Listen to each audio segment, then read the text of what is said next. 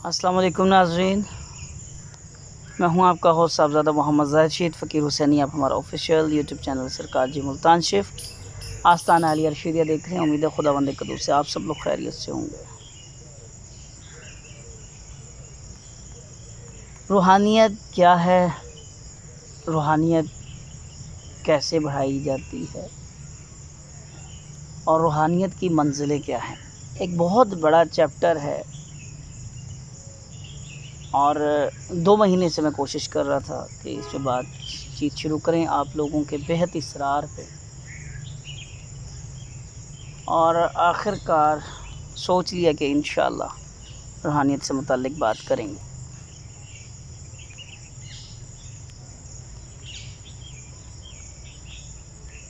انسان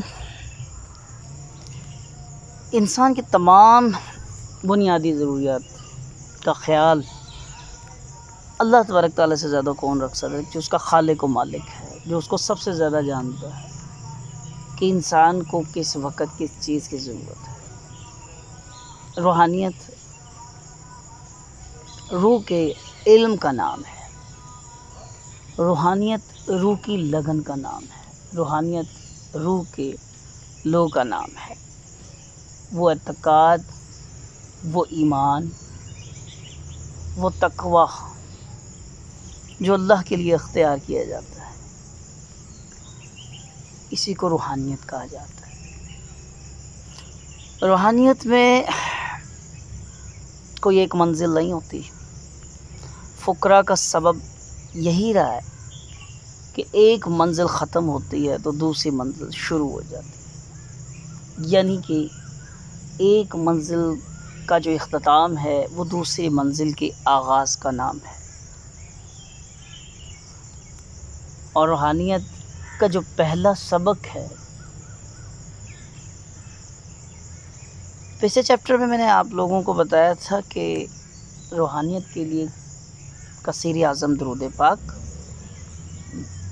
روحانیت کے لیے ضروری سب سے پہلے رزق حلال، حلال حرام، جائز ناجائز، ان میں تمیز کرنا،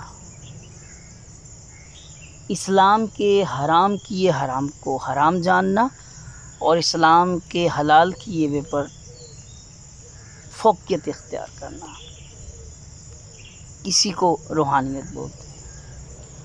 آج کا جو پہلا سبق ہے روحانیت کا،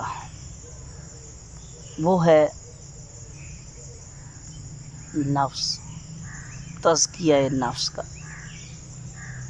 سب سے پہلا سبق جو روحانیت کا ہے وہ تزکیہ نفس ہے، اور اس کے بعد دوسرا جو سبق ہے وہ ہے قلب کا۔ لیکن قلب تب ٹھیک ہوتا ہے جب تزکیہ نفس مکمل ہو۔ تزکیہ نفس کے لیے کیا ضروری ہے؟ تزکیہ نفس کسے کہتے ہیں، اور کن چیزوں پہ ہم عمل کر کے کہہ سکتے ہیں کہ ہم نے تزکیہ نفس کیا، ہم اس پہ کاربند رہے۔ اپنے نفس کو، یہاں میں ایک اور چیز کہوں گا، جہاد کی قسموں میں جو سب سے بڑا جہاد ہے، جہاد اول جسے کہتے ہیں، وہ جہاد بالنفس ہے، اپنی ذات کے ساتھ۔ کیونکہ تلوار کے ساتھ کسی دوسرے کو کافر کہہ کے مارنا بہت آسان ہے، کسی کی جان لینا آسان ہے، لیکن اپنے آپ کو تمام تر برائیوں سے روکنا، اپنی ذات کے ساتھ، ذاتی لڑائی، اپنی ذات کے ساتھ لڑنا۔ آپ دنیا سے لڑ سکتے ہیں، اپنی ذات کی سے لڑائی نہیں ہوتی۔ اپنے لیے تو انسان سب سے لڑتا ہے نا۔ جہاد بالنفس میں کیا ہوتا ہے؟ یہ جہاد الٹا شروع ہو جاتا ہے، اپنی ذات کے ساتھ، اپنے غرض کے ساتھ، اپنے لالچ اور مفاد، اس کو ختم کیا جاتا ہے، اندر سے لالچ کا خاتمہ کیا جاتا ہے،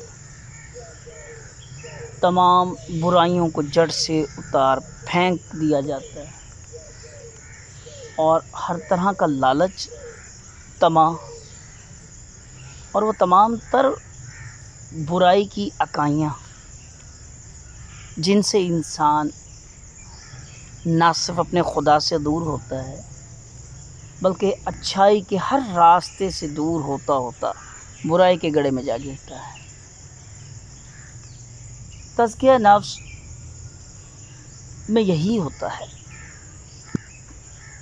حلال حرام، جائز ناجائز اور تمام بے مقصد چیزوں سے اپنے آپ کو دور رکھنا،